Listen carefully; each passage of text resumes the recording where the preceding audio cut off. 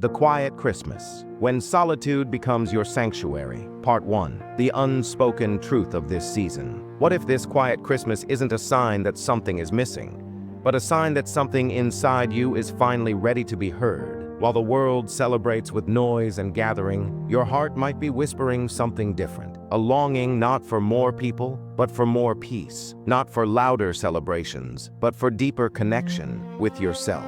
And maybe that whisper has been growing all year, through endings you didn't expect, through changes that left you feeling untethered, through days when you showed up for everyone, except the person who needed you most, you.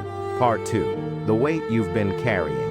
You scroll through holiday photos, families matching outfits, friends laughing in warm-lit rooms, and a quiet question surfaces. Why does it feel like life moved on while I stayed still? You're carrying conversations that never found their ending, dreams that learned the hard way about gravity, versions of yourself that no longer fit, the you that was more hopeful last December, the you that trusted more easily before the year wore down some edges.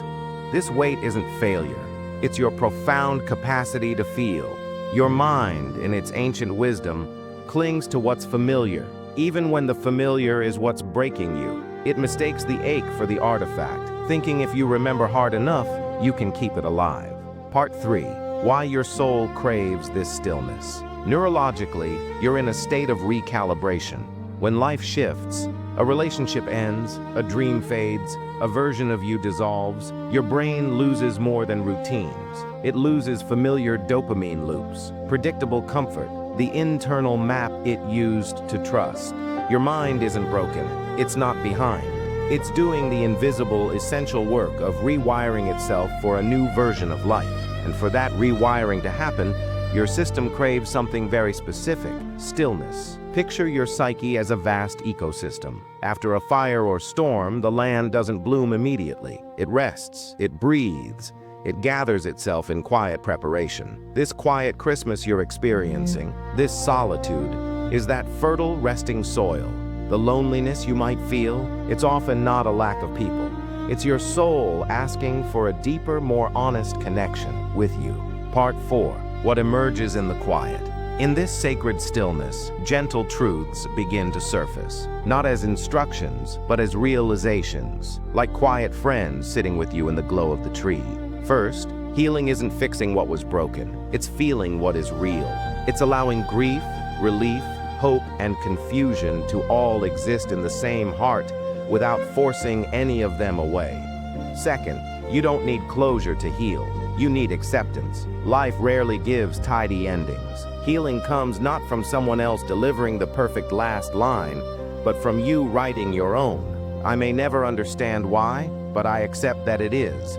Third, your worth was never tied to your productivity, your role at the table, or your ability to be okay for others. Your worth is the constant gentle hum beneath every changing season of your life, the gold in your seams when you feel most fractured.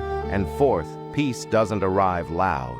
It arrives honest. Sometimes it shows up as a Christmas spent quietly in your own company because your soul needs gentleness more than celebration. Part 5. The perspective shift. From loneliness to sanctuary. You may think being alone this Christmas means something is wrong. But what if it means something is finally right? What if this stillness is the bridge between your past self and the self you've been quietly becoming all year? In Japanese art, there is a practice called Kintsugi, repairing broken pottery with gold, not to hide the cracks, but to honor them, to make the broken places the most beautiful parts. Your life, right now, is Kintsugi. You are not shattered. You are in the process of being mended with gold.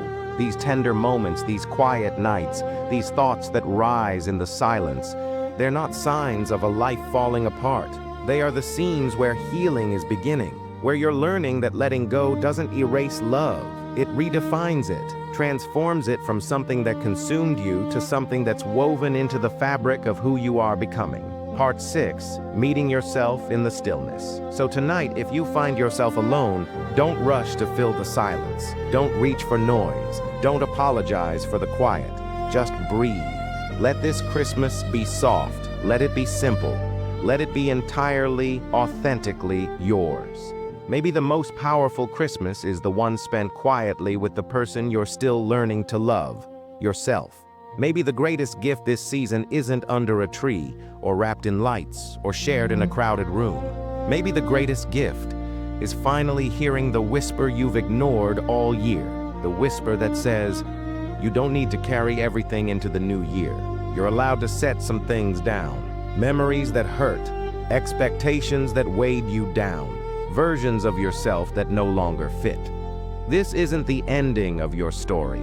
This is the transformation you couldn't feel when the world was louder. This is you, coming home to yourself. As the year draws to a close, remember, you are not behind. You are healing. You are learning in your own time how to release what no longer serves you.